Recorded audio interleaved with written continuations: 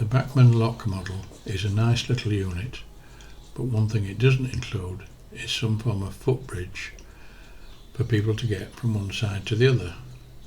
In real life, this would be essential, as they need to do this to open both lock gates.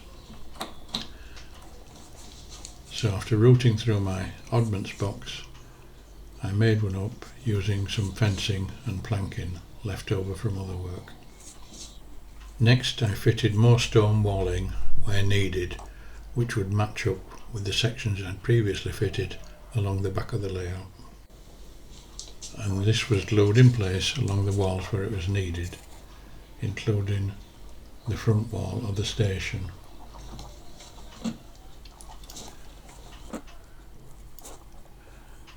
After that, I glued in place some previously assembled and painted wooden fencing which would run down the hill and then around the barn building at the bottom.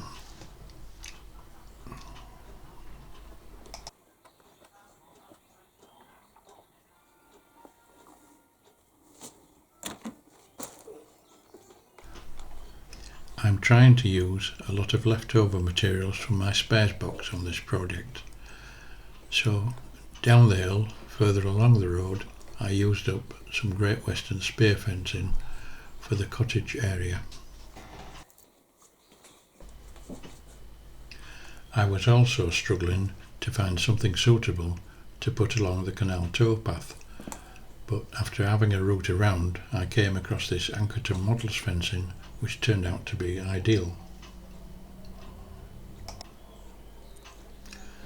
Once all the fencing and walling was finished, I concentrated on developing the barn area next.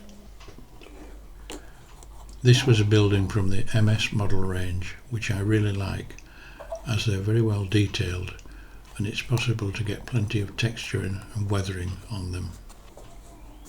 The next step was to apply this muddy ground product. This is from the AK company. I buy a lot of their materials as it's a local Spanish company, so for me delivery is quick and hassle-free.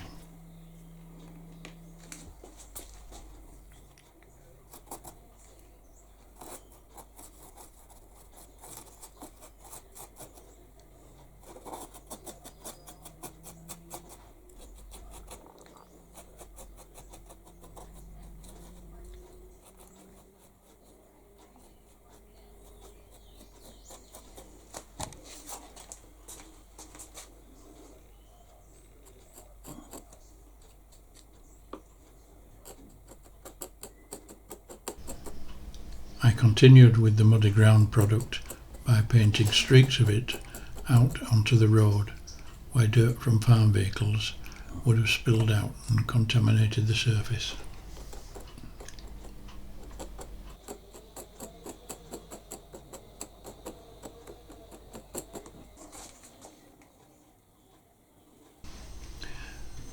After coating the area around the other side of the barn with glue, I first made a cinder track and then I covered the rest of the ground area with a mixture of different coloured grass flock materials.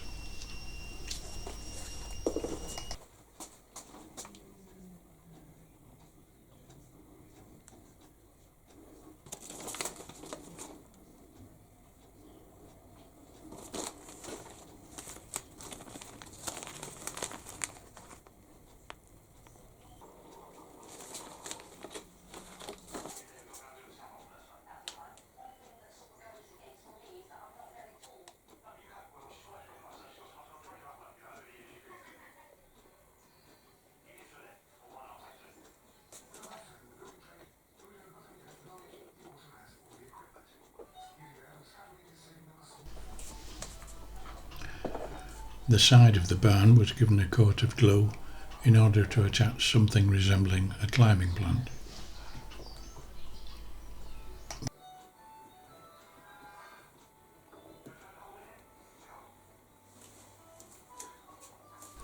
Then at the back I used polyfibre, which was coated with micro leaves from the Green Scene company.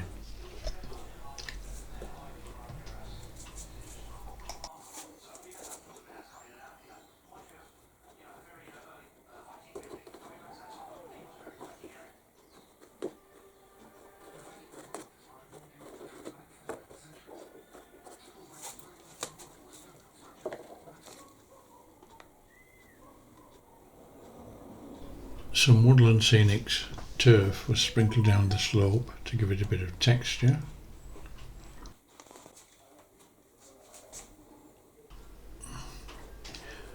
On the other side of the barn I put a collection of bags and then some farmyard debris consisting of wheels and springs, again all from my junk box.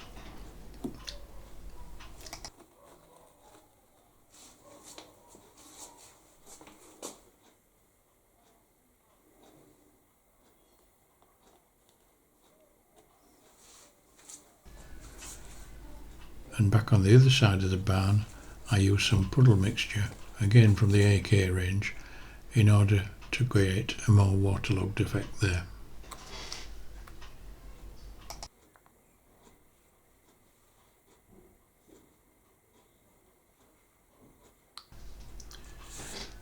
And a final touch was to place a farmer at the gate who's looking for his next delivery, which is just coming up the road.